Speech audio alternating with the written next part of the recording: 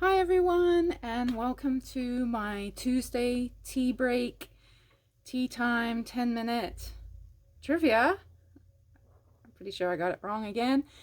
Thank you for joining me. My name's Myrna Jewell and I'm at the Glenavon Library, and I thought it'd be fun to do some trivia, so I'm glad that you could join me today. If you've not joined me before, I do 10 questions, hopefully in around 10 minutes. And you see how many you can get right. You can play on your own, or perhaps you want to get someone to join you, or you can both join in separately and then contact each other after and say, how many did you get? Which ones did you get right? Which ones did you get wrong? And all that, and just make it a little fun, change it up a little. If you'd like me to pick any special subjects, then I could do that. Just let me know. Drop me a line in the comment section. Also, if you're enjoying the trivia, let me know. And if there's anything you think I could make to improve, then other than me going all the time, yes, I know, I do that a lot. But there we go. Anything other than that, I can probably do something to help. And there we go again. And now I'm going to say it all the time. But anyway. Thank you for joining me. This week we're doing the usual, some mostly Canadian questions and a little bit of mix of geography, sport. I try and do anything that's Canadian, sport, entertainment, all that sort of thing. Plus, sometimes I throw in a few things about books or that sort of thing, whatever would be library related. So you never know what's going to be in there. So let me get started. Number one, which Italian-Canadian musician and actor won the 2010 Juno Award for Album of the Year and the 2011 Grammy Award for Best Traditional Pop Vocal Album for the same album, Crazy Love? Oh my goodness, that was a hard one. Was it A, Michael Bublé, B, Drake, C, Justin Bieber, or D, Leonard Cohen? Question: what famous 20th century collection of artists drew most of their inspiration from the Muskoka and Algoma regions, sketching the landscape and developing techniques to represent it in their art? Gosh, that's a hard question to read. Was it A, the Group of Seven, B, the Ottawa Guys, C, Artists United, or D, the Ontario Artists? Question 3. Lake Athabasca is situated in which two provinces? Was it A, Ontario and Manitoba, B, Alberta and Saskatchewan, C, Ontario and Quebec, or D, Manitoba and Nunavut?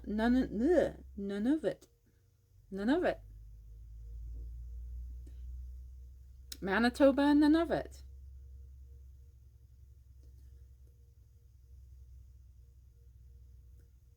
Manitoba and Nunavut. I'm getting it worse. Oh, I'll just take the best one.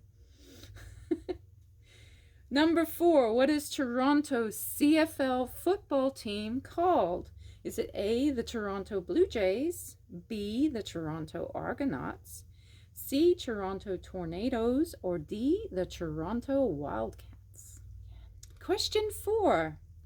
In which province did the anti-conscription riots take place during World War I?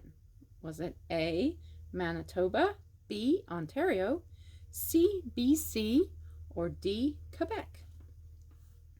Question 5. When do Canadians celebrate Labor Day? Is it the third week in July, the third week in March, first week in December, or the first week in September? Question 6. What does the term alpine skiing mean? And I learned something new today. Is it A, cross-country skiing, B, downhill skiing, C, snowboarding, or D, using the ski lift? D, using the ski lift. Question 7. What television show's character included Casey and Finnegan?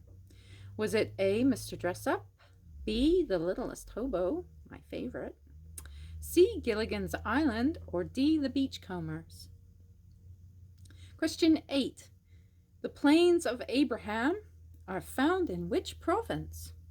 Is it A, Saskatchewan, B, Alberta, C, Manitoba, or D, Quebec? Number 9. What is the honeymoon capital of Canada? Is it A, Victoria, BC, B, Vancouver, BC, C, Niagara Falls, Ontario, or D, Cypress Hill, Saskatchewan? Question 10, my fun question of the week. In 1795, what did locals believe they discovered buried in Nova Scotia's Oak Island? Was it A, bodies, B, treasure, C, ships, or D, tin? So, how do you think he got on? Hope he did well. Hope the questions aren't too hard. I learn something new every day, and I have lots of fun finding the other 3 answers for you guys, because sometimes it's quite tricky.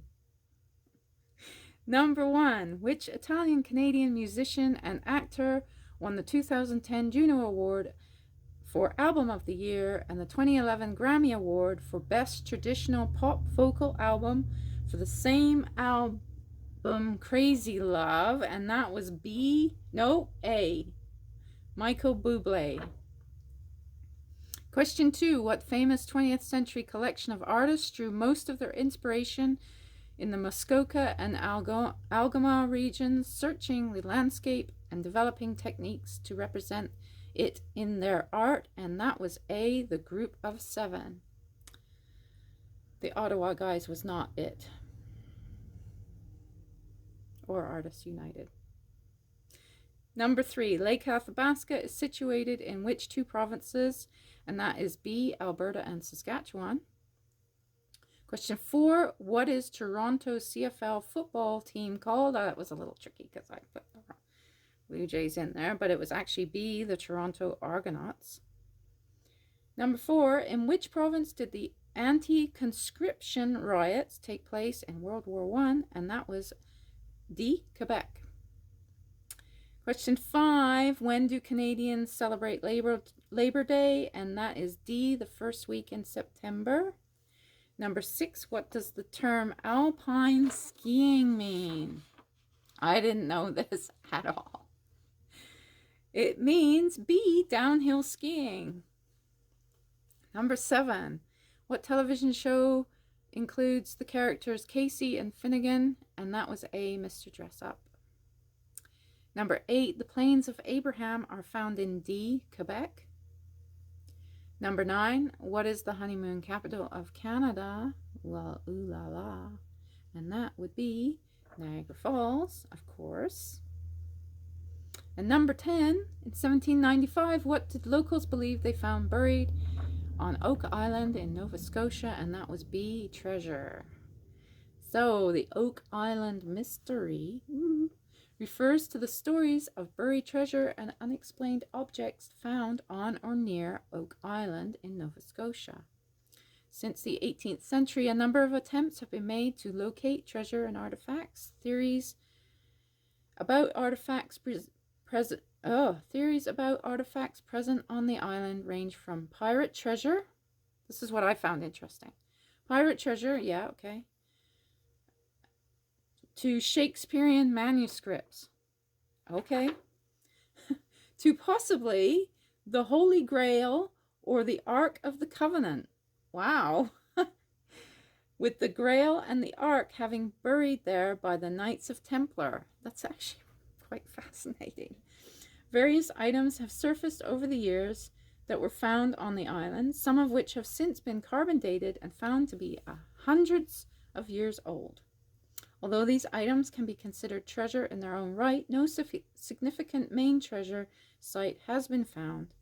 The site consists of digs by numerous people and groups of people. The original shaft in an unknown location today was dug by early explorers known as the Money Pit. The curse is said to have originated more than a century ago and states that 7 men will die in search for the treasure before it is found. To date, 6 men have died in their efforts to find the treasure. Just gotta wait for number 7 to die, and then we're all good. We can go and find the treasure. I hope you enjoyed this week's Tuesday trivia, and I'll see you next week. Yep, drop me a line, and I'd love to hear from you.